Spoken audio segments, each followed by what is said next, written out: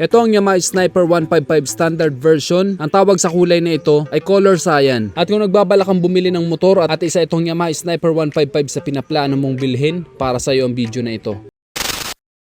Ang Yamaha Sniper 155 ay may aggressive lines at sharp fairings na hango ang design sa mas malalaking sport bikes ng Yamaha. Hindi ito basta commuter bike lang, ito ay may aura na parang race-inspired underbone na kayang sumabay sa kahit na anong motor dito sa Pilipinas. Pero syempre, ito ay 155cc lang. At ang maganda naman dahil ito ay 155cc lang, nandun pa rin yung fuel efficiency. Bago natin pag-usapan ang mga technical features, pag-usapan muna natin ang kanyang forma. Itong color cyan ng Yamaha Sniper 155, isa ito sa pinakamabenta dahil napakaganda naman talaga nito. Ang ganda ng color combination, bagay na bagay. Hindi mo nga aakalain na babagay ang color cyan at color orange na mugs. Tanging Yamaha lang yata nakaisip ng ganitong color combination, pero maganda ang kinalabasan. Napaka-astig, very futuristic and sporty yung kanyang design. Bagay na bagay talaga. Dito pa lang sa harapan kapag tiningnan mo ito, napaka-aggressive ng kanyang disenyo, parang pagalit yung kanyang mga DRL o daytime running light. Dan yung kanyang headlight, syempre naka-LED yan kaya maliwanag ito. Then meron siyang ilaw dito sa taas. Yung nandito sa taas, yan ang kanyang low beam. Yung nandito sa ilalim, yan naman ang kanyang high beam. At maganda din yung design ng kanyang fairings dito sa kanyang pinakaulo. Meron ito parang maliit na sungay. Then dito sa harap, meron siyang mga ventilation para sa aerodynamic. Tapos maganda yung kanyang mga edges. Then dito naman sa gilid ito, maganda din yung kanyang mga edges dito. Very premium talagang tingnan. Tapos parang pahati yung kanyang fairings dito. Kaya parang paputol din yung sniper na kanyang decals dito. Then dito nakalagay yung Yamaha, Diasil, tapos meron siya ditong emblem ng Yamaha. Diba? Simpleng-simple lang yung kanyang mga decals, pero napakagandang tingnan. Pagdating naman dito sa kanyang taillight, pang R1 yung kanyang disenyo. Then dito sa gilid, meron nakalagay na 155, din meron din color orange na design. Then parang big bike talaga yung kanyang disenyo kapag tiningnan natin kapag side view at dito sa likuran, ganun din sa harapan. Parang big bike na pinaliit. At itong Yamaha Sniper 155, ito ay ginagamit din ng mga mahilig sa racing. Usually, ginagamit ito sa racetrack dahil mabilis talaga ang Yamaha Sniper 155. Kaya isa rin sa dahilan kung bakit madami ang naiengganyo na bumili ng motor na ito dahil bukod sa pagiging astig ng kanyang forma, pagdating sa performance ay hindi ka rin bibitinin talaga. At speaking of performance, ang makina nito ay 155cc, liquid cooled 4-stroke single overhead cam at ito ay naka 4 valves.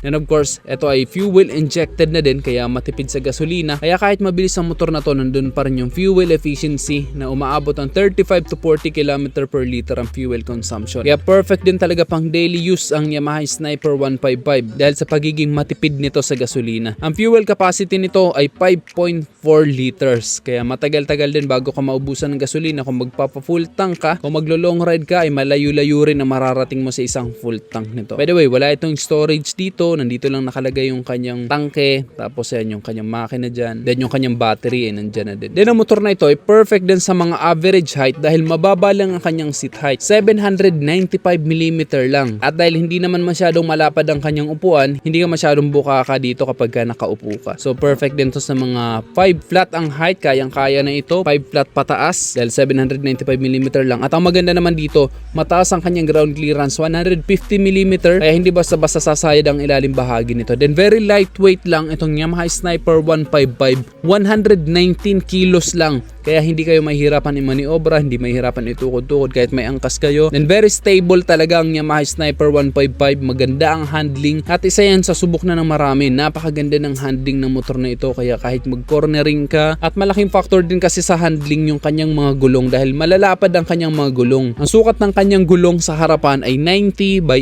80 by 17. Sa likod naman ay 120 by 70 by 17. Ayun, diba? Napakalalapad ng kanyang mga gulong. Tapos ayun, napansin natin ang ganda ng kulay ng kanyang mugs. So hindi mo na kailangan magpa-repaint kapag ganito yung kulay ng kanyang mugs. Then ang kagandahan pa dito, mas visible tayo sa kalsada dahil napakaliwanag tingnan, ang liwanag sa mata ng kanyang mugs. Pagdating naman sa braking system nito, ito ay naka single disc brake with single piston caliper sa harapan, ganun din sa likuran. Then isa sa maganda sa motor na to, meron itong assist and slipper clutch kaya mas smooth every time na tayo ay mag-downshift, hindi ka magugulat. Malambot lang din yung kanyang clutch kaya hindi masakit sa kamay. Kaya komportable ka din kahit na traffic. Then pagdating sa suspension nito, naka-telescopic fork ito dito sa harapan. Sa likod naman ay naka-monoshock. At maganda rin ang play ng suspension nito. Subok na yan ng marami. Then pagdating sa meter panel nito, ito ay naka fully digital display. Kaya madaling maintindihan ang kanyang mga indicator. Hindi ka malilito. By the way, hindi natin ito ma-activate dahil hindi pa nakakabit yung kanyang battery. Sa mga switches naman ito, meron ito ditong high beam and low beam switch. Tapos meron pa itong passing light. Maganda yan na meron ganitong passing light para kapag mag-overtake ka, mas malalaman ng mga nasa unahan mo. Tapos syempre, nandito ang kanyang turn signal light switch at ang kanyang busina. Sa kabila naman, meron itong kill switch, hazard light switch at ang kanyang electric push start. Then ito ay disusi pa. Hindi po ito nakakiles dahil nga ito ay standard version at wala itong charging port. Yung R version lang po ang nakakiles at meron charging port. Ngayon, pagdating naman sa presyo, ito ay nagkakahalaga ng 125,900 pesos ang kanyang SRP. Ngayon, ang tanong, sulit bang pilihin ang Yamaha Sniper 155 na ito? Kung bibili ka man ng Yamaha Sniper 155, talagang hindi ka magsisisi dito at talagang sulit na sulit ang pera mo. Hindi ka magsasawang tingnan ang motor na ito at pagdating sa tibay ay talagang subok na yan. At pagdating naman sa mga pyesa, madaming available kaya hindi ka rin mamumroblema kung sakaling kailanganin mo. Bago magtapos ang video natin, tatanungin muna kita, anong masasabi mo dito sa Yamaha Sniper 155 standard version, itong color cyan na ito? Nagustuhan mo rin ba ang motor na ito? I-comment mo na lang sa baba ang iyong opinion at kung nagustuhan mo naman ang video nito, just hit like. Kung bago ka lang sa aking YouTube channel, huwag kalimutan mag-subscribe.